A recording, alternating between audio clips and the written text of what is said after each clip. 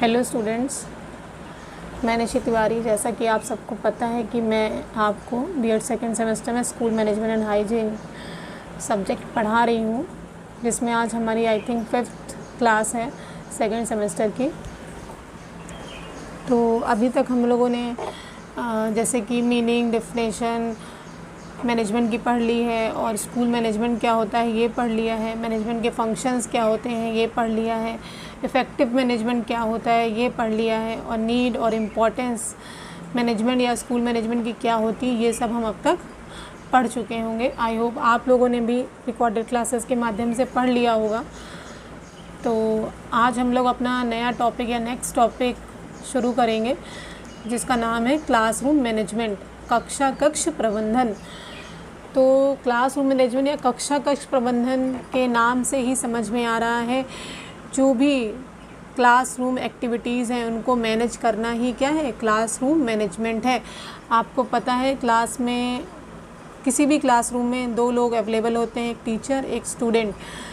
Student जो होता है वो लर्नर होता है, और जो टीचर होता है वो क्या होता है, इंस्ट्रक्टर या गाइडर होता है, जो क्या करता है अपने बच्चों को गाइड या इंस्ट्रक्ट करता है। किस लिए? इफ़ेक्टिव लर्नर बनाने के लिए। तो उस क्लासरूम एनवायरनमेंट को इतना अच्छा बनाना, इतना पॉजिटिव बनाना, जिससे कि जो भी वहाँ टीचिंग लर्निंग प्रोसेस हो रहा है वो स्मूथली हो जाए, इसलिए हम क्लासरूम मैनेजमेंट को फॉलो करते हैं। तो जैसा कि आप सबको पता है कि आपने इंडिविजुअल डिफरेंस सुना है कि हर एक बच्चा एक दूसरे से अलग होता है, हर एक बच्चा सेम नहीं होता। तो वैसे ही अगर हम क्लासरूम की बात करें तो क्लासरूम में भी हर एक बच्चा सेम नहीं होता। हमारी क्लासरूम में डिफरेंट टाइप के बच्चे होते हैं। कुछ ऐसे लर्नर होते हैं जो स्लो लर्नर होते हैं, जो धीरे धीरे सीखते हैं। कुछ हमारे फास्ट लर्नर होते हैं जो एक बार बताने पे ही चीज़ों को कैच कर लेते हैं, समझ जाते हैं। कुछ हमारे एवरेज लर्नर होते हैं जो 1-2 बार अगर उनको समझाया जाए तो वो समझ जाते हैं। तो डिफरेंट टाइप के बच्चे आप सबको अपनी क्लास में, या इन फ्यूचर जब भी आप टीचर बनेंगे आपको डिफरेंट टाइप के बच्चे अपनी क्लास में मिलेंगे। तो कुछ बच्चे का मेन मोटिव यही होता है, जैसे आप सब लोग ने भी, या आज भी आप सब लोग क्लास में ही अपनी लर्निंग लेते थे। जब से ये कोरोना आया तब से ये ऑनलाइन टीचिंग स्टार्ट हो गई है। लेकिन जब हम लोग क्लासरूम में क्लास करते थे या लर्निंग करते थे, तो उसमें से कई बच्चे ऐसे होते थे जो क्लास को डिस्टर्ब करते थे। तो उस चीज़ों को हमें इग्नोर करते हुए, लेकिन हमें अपनी टीचिंग क्या करनी होती थी, अपनी लर्निंग हमें इफ़ेक्टिव बनानी होती थी।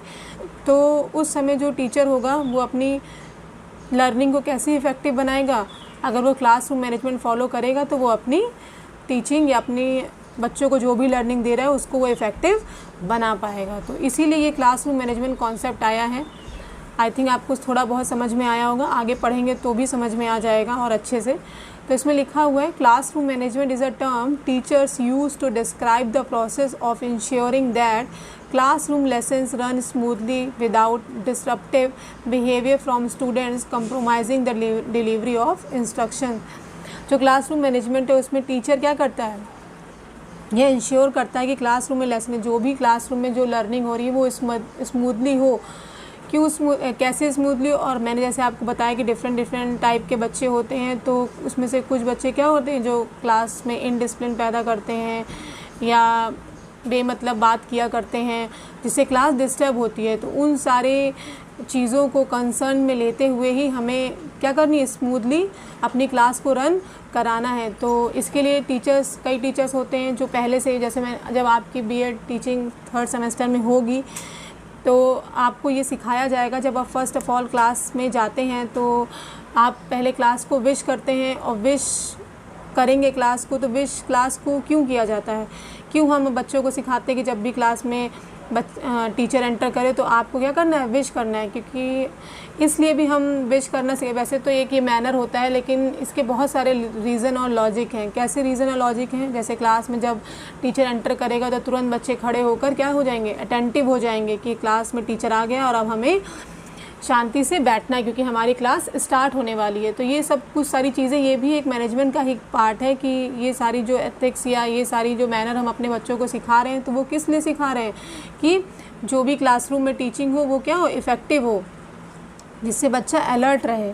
तो उन सारे बिहेवियर को जो भी डिस्ट्रप्टिव बिहेवियर है उसके लिए जो भी टीचर होगा पहले से इंस्ट्रक्शन दे देगा। जैसे आप पहले क्लास में जाते हैं, ब्लैक बोर्ड एंट्री करते हैं और फिर बच्चों से सबसे पहले इंट्रोडक्टरी क्वेश्चन पूछते हैं। तो इंट्रोडक्टरी क्वेश्चन हम क्यों पूछें? जैसे माइक्रो टीचिंग स्किल आप सब ने पढ़ी है, तो अपना टॉपिक स्टार्ट करने से पहले आप लोग इंट्रोडक्टरी या प्रस्तावना कौशल क्यों पूछ रहे हैं? जिससे कि क्या हो, क्लास में उस चीज़ के बारे में क्या हो जाए, वो माहौल बन जाए कि हम चैप्टर पढ़ने जा रहे हैं और हमें क्लास में अटेंटिव रहना है। तो जैसे टीचर पहले ही बोल देगा कि जब मैं आपसे क्वेश्चन पूछूंगी तो आपको एक साथ ग्रुप में आंसर नहीं करना है, 1 बाय 1 अपना हैंड रेस करके आपको आंसर देना है। तो अगर ये इंस्ट्रक्शन पहले से ही क्लास में टीचर दे देगा तो हर एक जो बच्चा होगा वो पहले से पता हो जाएगा उसको कि मुझे कैसे आंसर देना है। क्योंकि जब एक साथ क्लास में बच्चा बोलना शुरू करेगा तो उससे ना ही हमें आंसर सुनाई देगा और क्लास भी क्या होगी, डिस्टर्ब होगी और क्लास में डिसिप्लिन भी नहीं रहेगा, जो आपकी टीचिंग अच्छी नहीं मानी जाएगी। तो क्लासरूम मैनेजमेंट यही सारी चीज़ें हैं जिनको क्लासरूम मैनेजमेंट के अंदर मैनेज करना सिखाया जाता है। The term also implies the prevention of disruptive behaviour primitively as well as effectively responding to it after it happens. जैसे मैंने कहा कि अगर इस बिहेवियर को हम ठीक कर देंगे तो एक क्लासरूम मैनेजमेंट ये भी चीज़ आती है कि जो भी डिस्ट्रप्टिव बिहेवियर क्लास में हो रहा है उसको ठीक करके हम अपनी क्लास लर्निंग को स्मूथली चलाएँ। तो classroom management can be explained as the actions and direction that teachers use to create a successful learning environment, indeed having a positive impact on student achieving given learning requirements and goals। अगर classroom है तो हर एक classroom किसी भी school में classroom का objective या गोल यही होता है कि बच्चे को अच्छी से लर्निंग दी जाए, उसके बिहेवियर में पॉजिटिव चेंज लाया जाए। तो क्लासरूम मैनेजमेंट भी यही डायरेक्ट या यही एक्सप्लेन करता है कि जो भी टीचर्स एक्शन या डायरेक्शन दे वो किसके लिए हो, बच्चों की इफ़ेक्टिव लर्निंग के लिए हो और वहाँ का जो इन्वायरमेंट है लर्निंग का वो क्या हो, उसको सक्सेसफुल बनाया जा सके।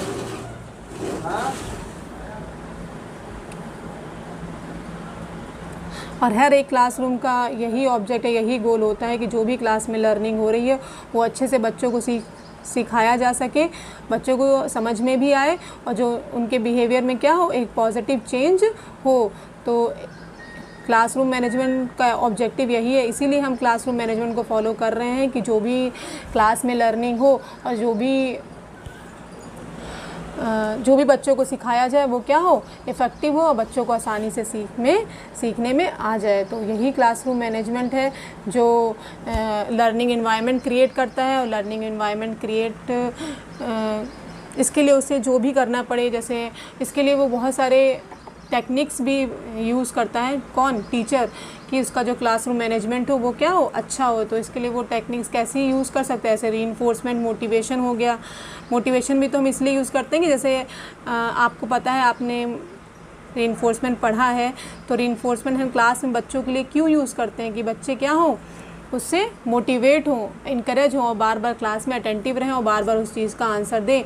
लेकिन अगर आप बच्चों को रीइंफोर्समेंट नहीं देंगे तो बच्चे क्या करेंगे, कोई भी क्लास में अटेंटिव नहीं होगा, इधर उधर बातें करेगा, शोर मचाएगा, जिससे क्लास डिस्टर्ब होगी और जो भी लर्निंग होगी वो इफेक्टिव नहीं हो पाएगी। तो क्लासरूम मैनेजमेंट क्या हुआ, क्लासरूम मैनेजमेंट का मतलब ही यही है कि क्लासरूम मैनेजमेंट के द्वारा हम किसी भी क्लास को आइडियल क्लासरूम बना सकते हैं। कैसे, इसके लिए टीचर्स अपना एफर्ट्स लगाते हैं और कुछ डिफरेंट टेक्निक्स यूज़ करते हैं। जैसे मैंने कहा कि बच्चों को मोटिवेशन दे के या कुछ प्रॉपर इंस्ट्रक्शन दे के उनका वो डिस्ट्रप्टिव बिहेवियर कंट्रोल करते हैं और क्या करते हैं, इफ़ेक्टिव लर्निंग करवाते हैं। तो मेन मोटिव या मेन गोल क्लासरूम मैनेजमेंट का यही है, इसीलिए हम क्लासरूम मैनेजमेंट का यूज़ या फॉलो करते हैं। तो ये हो गई क्लासरूम मैनेजमेंट का मीनिंग हो गया। कुछ डिफिनेशन भी है क्लासरूम मैनेजमेंट की।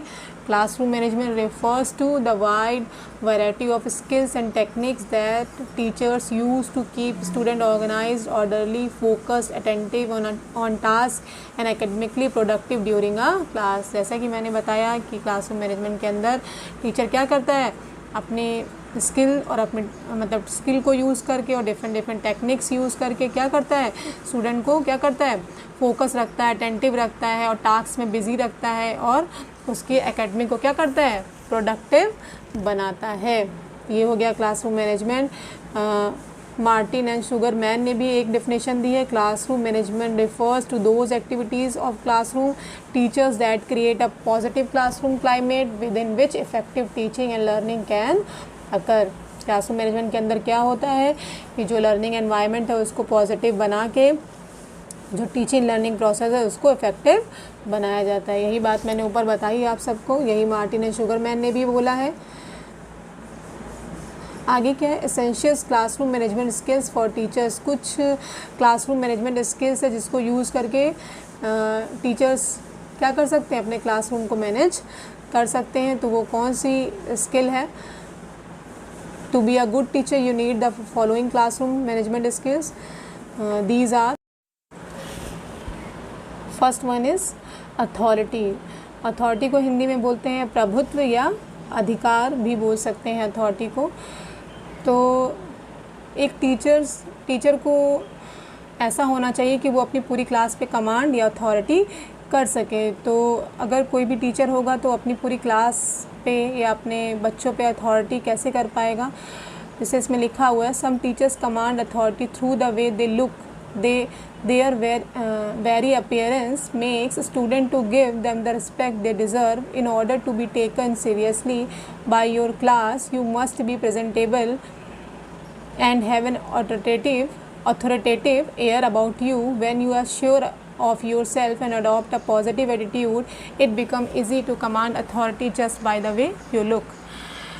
जैसा कि इसमें लिखा हुआ है कि आप अपनी अपीयरेंस से क्या कर सकते हैं, पूरी क्लास पे अथॉरिटी कर सकते हैं, मतलब अपने पूरी क्लास को प्रभावित कर सकते हैं। तो अगर आपकी अपीयरेंस अच्छी होगी तो आप आसानी से अपनी क्लास पे क्या प्रभाव डाल पाएंगे। तो इससे क्या होगा, आपके बच्चे भी आपको ऐसे आपने क्लास में एंटर किया और आपने बहुत ही जैसे कि बोलें कि बहुत ही अच्छे विद गुड फेशियल एक्सप्रेशन के साथ अपने क्लास में एंटर किया और आपकी पर्सनालिटी इतनी अच्छी थी कि बच्चे आपसे इम्प्रेस हुए और आपको खुद पे खुद खड़े होकर रिस्पेक्ट देने लगे। तो एक क्लासरूम मैनेजमेंट के लिए क्या टीचर के अंदर ये क्वालिटी होनी चाहिए कि वो अपने क्लास पे क्या कर सके, प्रभुत्व जमा सके या प्रभुत्व कर सके। तो अच्छे क्लासरूम मैनेजमेंट के लिए या ये कह लीजिए कि किसी भी टीचर्स को गुड क्लासरूम मैनेजमेंट के लिए उसके अंदर ये अथॉरिटी की स्किल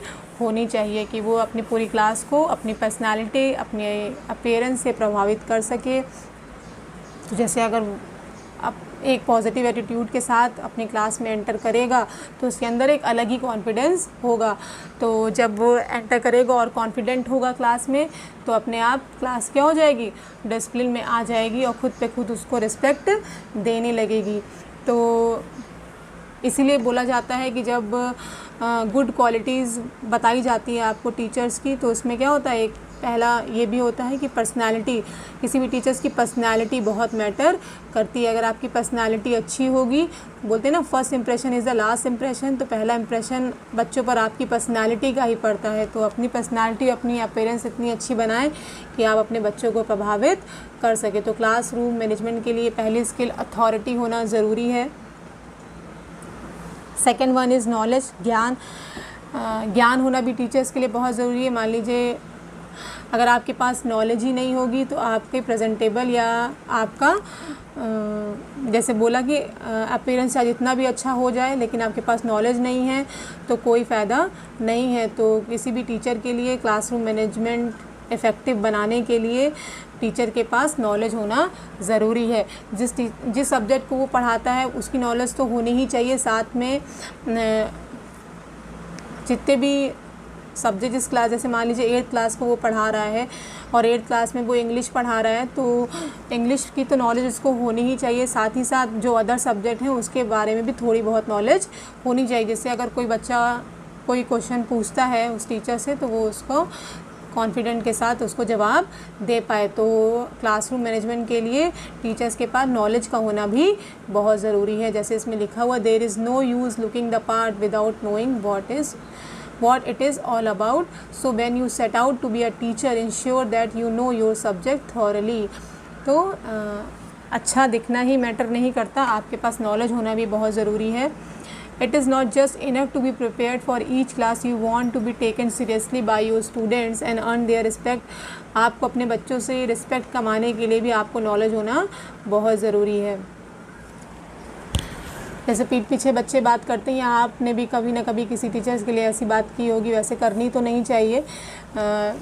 तो आप सब भी जानते हैं इन टीचर को कुछ आता ही नहीं है, तो ये सब चीज़ें बहुत गलत हो जाती हैं।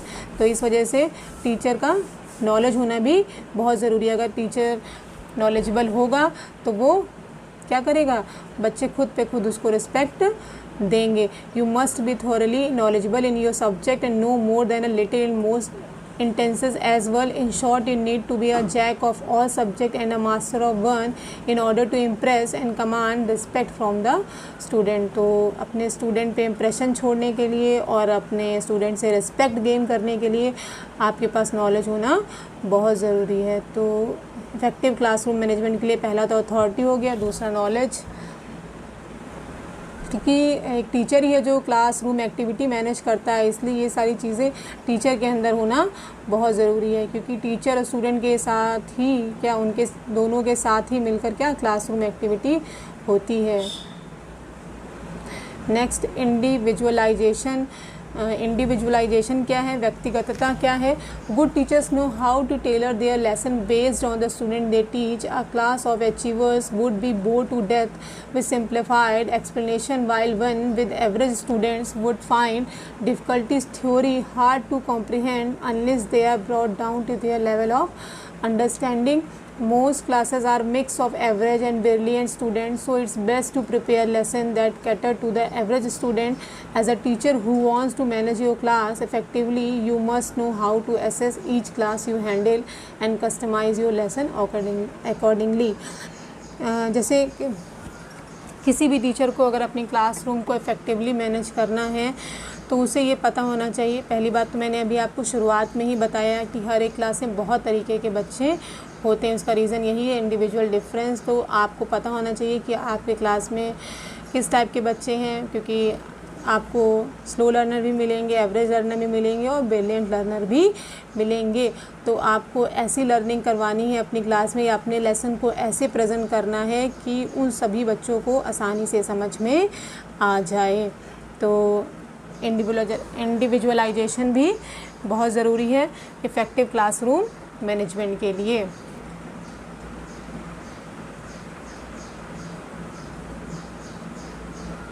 नेक्स्ट क्या है, टाइम मैनेजमेंट, समय प्रबंध।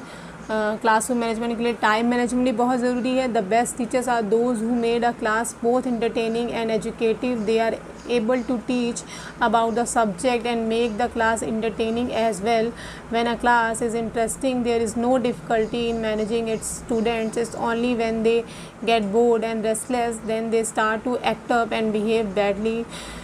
Good teachers know how to manage the time in their classes and how to engage students thoroughly so the students even don't realize the passage of time.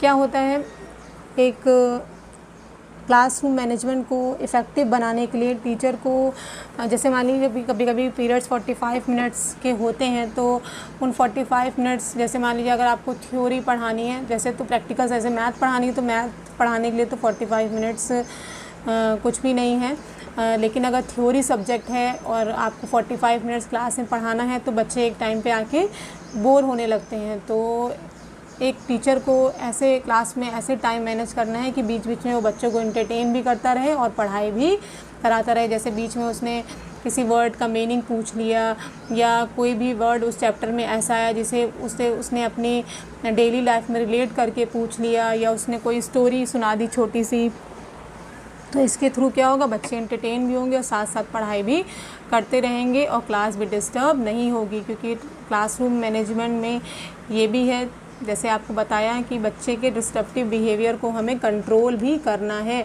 ये भी बहुत बड़ा फैक्टर है।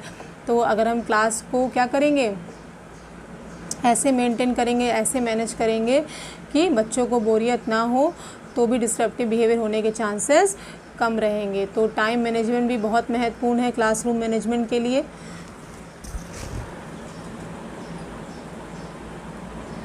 Next है patience.